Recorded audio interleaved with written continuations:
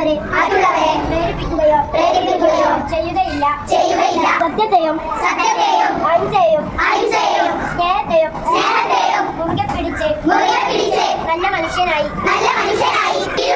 പ്രതിജ്ഞ ചെയ്യുന്നു. പ്രതിജ്ഞ.